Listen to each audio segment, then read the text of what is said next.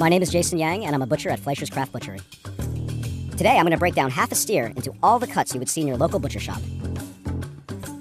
Alright, so we're starting off with the round, which is the rear leg on the steer. So you're going to get a lot of nice big roasts out of here. Right now, I'm actually removing the oyster steak, which is a little steak that sits on top of the H-bone, which is a very tender, juicy, tasty little cut, which is actually a nice butcher's cut that we usually take home. So you're rarely going to see it outside of a craft butcher shop. So from here, I'm removing the H-bone. There's some strong tendons that you have to sever that hold the femur in place. So you want to make sure that you sever those tendons as you remove this so that you can get the shank off easier. You can start getting access to the other muscles and start unbundling them. The H-bone is great for stock, so we'll cut that up later.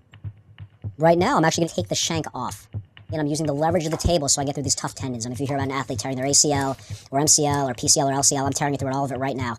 So removing the shank, which is going to be a tough bundle of muscles, but it's great for braising. So if you cook it properly, and braised beef from the shank can make some of the most unctuous, delicious meals. So now we can start unbundling the four muscles that we're looking at. We're looking at our top round, we have our knuckle, we have our eye round, and the bottom round. And you're going to see that this is interesting because it's all seams. We can actually seam the muscles apart. Right now I'm kind of pulling the cap, which is a muscle that sits on top of the top round. So I'm just peeling that away, starting to open this up, and you're going to see some nice seams open. It's really satisfying to do this. I'm literally just flicking my knife with the first 1/4 inch. And now, as I pull away, you're going to see the top round just slowly peels away. My eye round's revealed. You see some of that fat and fascia, and it comes right off on these seams. So now we're left with our femur bone, which is going to be what we're going to attack next, so we can get access to the other muscles. The femur bone is going to be our longest marrow bone in the steer, so this is great for bone marrow, a great winter meal. So we have our nice marrow bone here. This is great. We can cut the knuckles off. Those will make excellent stock. And then the marrow bone itself, we can cut into rounds or canoe it. So cut it right down the middle so it comes open and you can roast it off. It's a really tasty dish. Now I'm separating our last few muscles. We have our knuckle here, our sirloin tip, which sits right next to our bottom round. So there's my knuckle. Let's put that aside for now. And we're left with the gooseneck. So this is going to be a combination of 3 muscles. Our eye round, the bottom round is sort of like the outside of our leg, and then the heel, which is the tough muscle behind the knee. So here we're just removing the eye round, putting that aside. That can make a nice roast later. And then we have the heel, which can be used for braising. There's a nice cut of steak out of there called the Merlot with a pretty tight grain structure, but if you cook it to like a medium rare and slice it thin, it can be pretty nice. So now we have our bottom round, which is going to be a little bit more tender, but the whole shape is really nice for roast beef. So when you're cleaning these parts, and we're cleaning some round parts right now, I'm cleaning the top round, I'm really cleaning this off so we're getting to what we're going to be selling as steaks. Sometimes there's fascia, sometimes there's connective tissue, sometimes there can be some blood or spotting, so I'll shave that off just to make it more presentable, but also to cut it in such a manner that's going to allow it to either cook properly or give you the best texture. So from here I've cleaned up the top round, which we'll take a look at later. And now we're going to look at the eye round. So right here, you can see the shape. I'm going to leave all the fat on because it's going to be really nice when I do the roast beef. But we're going to take off some of the fascia. Sometimes you're going to have some fat that's not going to be good, but then fascia will be like the sheaths that cover the muscles. And then here we're taking a look at the knuckle or the sirloin tips. Just taking out the kneecap here. There's 2 supporting muscles that we pull out that we don't generally use, but those could be cut into little steaks as well. But what I'm really revealing is the sirloin tip itself, which is made up of the sirloin tip side and the sirloin tip center. A lot of these round cuts are leaner. So you can see there's some fat cover on the bottom round, but these are going to generally be leaner cuts. You're going to have to cook them a certain way. So here's the breakdown of the round. Now I'm going to cut these down even further into the cuts you'd see at the butcher shop. Here we have our sirloin tip. So I'm just going to cut some nice sirloin tip steaks here. This is also called the knuckle. This is a nice flavorful steak, a little bit more texture, a little bit chewier, but definitely a very tasty steak. We also have our eye round, which I think makes an excellent little small roast beef. Muscles aren't shaped the way we necessarily want them to be, but when you tie them up into a uniform shape, they're going to cook more evenly. The bottom round's also a great roast beef as well, so I'm going to tie that up as well for a much bigger roast beef. You can see that it's going to be a nice, big, solid roast beef, give us great slices. For the top round, we mentioned tartare earlier. It's great for tartare, also excellent for jerky. It can be done as a roast, but we cut it for our top round London broil steaks. Here are the final cuts from the round. Later, I'll come back to the shank and cut it down using the bandsaw. Next, I'm going to break down the loin. So we're taking a look at the loin, which consists of basically 2 sections here. We have our drop, and then we have our short loin. So here, I'm going to take off the flank first. So this is a nice lean piece of meat. Takes it marinated really well. Throw it right on the grill. I'm just peeling this away. All these things just sit on top of membranes. These are actually really easy to take out because I'm peeling them away, and essentially I'm cleaning them. You're going to see there's not much I'm going to do to this afterwards because it just comes right out. And we have our flank, and it's all set to go. Then we can throw it right in the case if we needed to. So next I'm just going to cut off a little bit of the drop here, just to make it a little bit easier for me to see my sirloin flap. And I'm going to remove some of the fat too. So the sirloin flap is a great cut. Called the bavette in France, it means bib. And it's going to look like a bib when we pull it out. This is actually a great cut that has a really nice grain structure, full of flavor, oftentimes is great marbling, and easy just to throw right in the grill. And so I'm just going to peel that out, cut off a little bit of the trim there. And we're left with our short loin now. So now I'm going to pull out the rest of the suet. This is the internal fat that coats the kidney, protects some of these organs here. And this is great to render down to make tallow. You can use it for candles, skincare products. We have a variety of people that buy them from us, but I think it's a great frying fat. Now we're going to pull the tenderloin. So the tenderloin is going to have a big head with 2 arrow barbs, and it's going to run through, and then it's going to taper all the way down to a thin tail. So here you're going to see me working both sides of it because it's so big that you're not going to be able to take off one side and then peel out the rest. So with this deboning process, I'm going to actually work one side first, work the other, and then meet somewhere in the middle. And then I'm pulling off a side muscle here, the psoas minor. So the tenderloin is the psoas major. This is the psoas minor. It's the chinette in French cooking. A little bit of tendons in there, but it's one of my favorite cuts. So now we have a strip loin. And so now I'm going to separate the loin section, which is where we're going to get our New York strip steaks or shell steaks because of the bone structure that goes around it. And we're going to have our sirloin, bone in, and then we'll have our loin. Now I'm just pushing down using leverage, using the gravity, having a nice fulcrum point so I can dislocate the loin from the sirloin. So now we're going to take a look at the sirloin, which is actually one of my favorite cuts. I'm going to start deboning this. So this is an interesting bone because it's concave, so it really curves in, so you have to keep your knife ever turning towards the bone. So now I'm going to take out the ball tip here, so that's going to go to trim. That's a little bit of the sirloin tip that's left behind.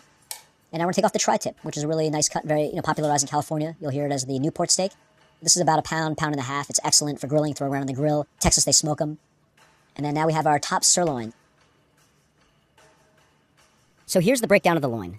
Now I'm going to cut these down even further into butcher shop ready cuts. So here we're going to hand cut some New York strip steaks. I'm going to go through the feather bones and then finish with my saw.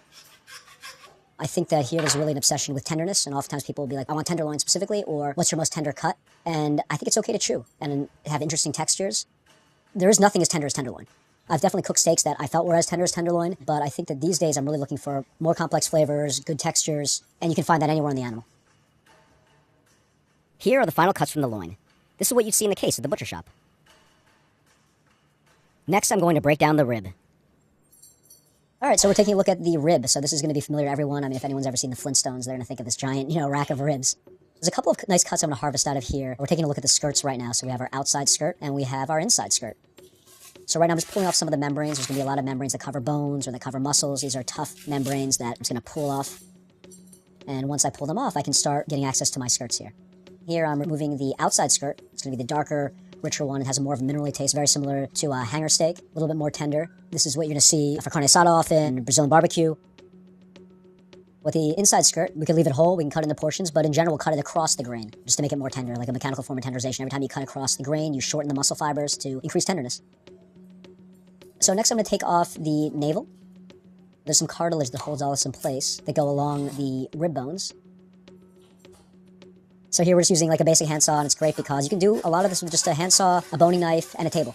It's really elegant using the leverage, the side of the table, the gravity helping as well. So we have our plate here, a short rib plate, and then now we have our rib. So here's the breakdown of the rib. Now I'm going to clean these up and break them down further into the cuts you'd see at the butcher shop. The navel, which you could smoke for beef bacon, for example, it's a pretty tough cut, so it can be braised down. Ropa vieja is a very popular dish. So just removing some of the cartilage here, and then we'll have our navel.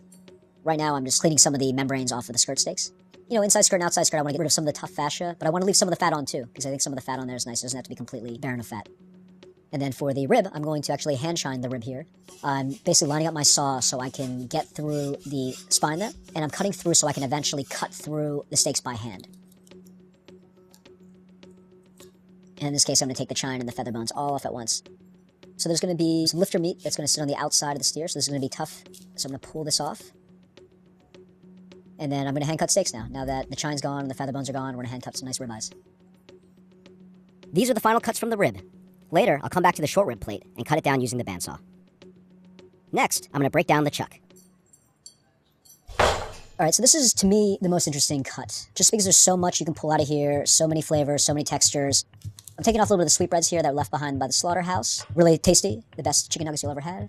I'm essentially going to saw off the upper shoulder and neck all in one piece.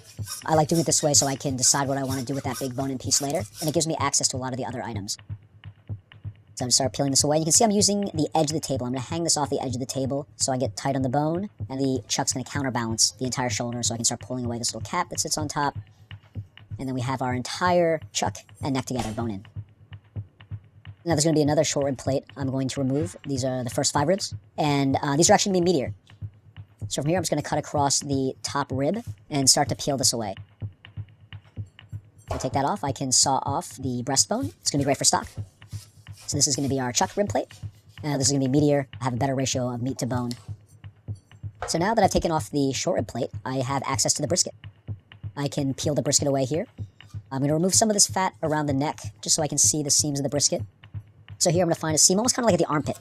The brisket's going to wrap right here on the shoulder clod and the triceps. And I'm just going to find that little armpit seam and just seam this guy off.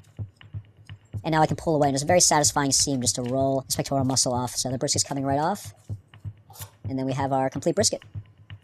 Alright, so we're left with arm steaks, our chuck arm steaks. I have the entire arm here. What I'm going to do is I'm actually going to dislocate the shoulder blade, keeping the triceps intact. This is going to give me a more manageable piece to work with.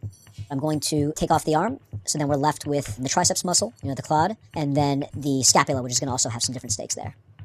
So you can see I'm pointing to the teres major here. So this is a nice little steak, about a pound, pound and a quarter that they found was quite a little tender steak. So I'm basically just removing some of the fat, connective tissue, just so I can see it a little bit better. Now I'm just starting at the tip, and then I'm starting to pull away, and then once I see that silver skin, it's going to be quite easy because I'm basically just peeling two muscles apart. So I have it off here. Now I'm pulling the underblade, which is a muscle that's on the underside of the shoulder blade. So this is another cut that has great texture, pretty tender, good flavor. This is an excellent everyday steak, excellent for chicken fried steak, which we'll see with the flat iron as well. Now we're looking at our shoulder clod. So this is going to actually seam onto the flat iron, so I have to be careful when I cut this. So we have our shoulder clod set aside. I pulled off a little side muscle. That can be made into a roast as well, but we've revealed here's our clod heart, which is what we're going to use for either a roast or ranch steaks.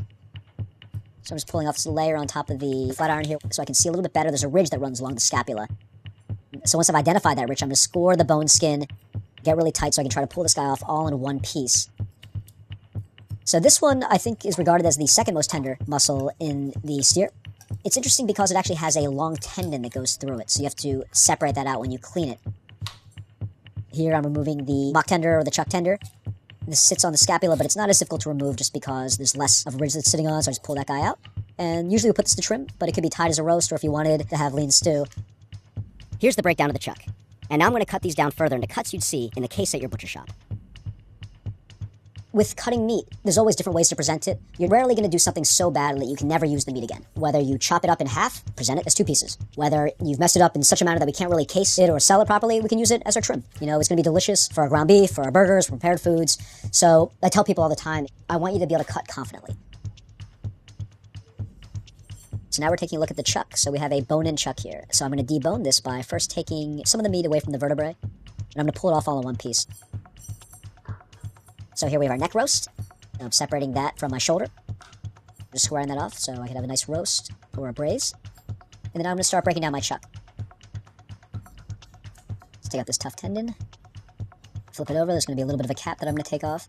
And then we can start breaking down our chuck. So from here, I'm going to seam the chuck eye off of the Denver. I'm going to face this a little bit because that part was exposed because that's where it was split. And here we have some chuck ribeyes. A lot of flavor, a good tenderness as well. So this is some of my favorite steaks right here from the shoulder. So I peeled off the chuck eye, so that can be a nice roast as well, chuck eye roast. And now we're going to cut these beautiful, beautiful Denver steaks. You can see they're nicely marbled, and these are excellent steaks, and this is like my perfect butcher's cut right now. Here are the final cuts from the chuck. I'll come back to the chuck rib plate and cut it down using the bandsaw. Next, I'm going to hop over to the bandsaw and cut some osso buco from the shank. The bandsaw is a great tool in a butcher shop. It's something that can allow you to make precise cuts as well as save you a lot of time and effort when you're cutting through bone. Cutting down these osso buco to about 1.25 inches. This is really nice size for a pot, and it exposes the marrow. We want all that marrow dripping out all over our beef as we braise it. So I'm going to be scraping every time I'm using the bandsaw just because every time you're cutting bone, there's going to be some dust, some debris that comes off. And when it sits on the meat, it can change the color, it can oxidize the meat a lot faster. So you don't want that on there. I want to remove that from my service immediately. Next, I'm going to cut down the chuck rib plate from the chuck. The bandsaw is going to allow me to make nice, thin cuts on the rib plate that would be very difficult to do by hand. This is going to be an excellent grilling cut.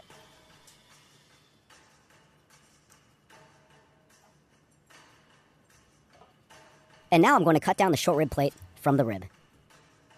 So here I'm cutting the English cut short ribs. I can either do blocks of 2 inches or 4 inches. These will be excellent for a braise.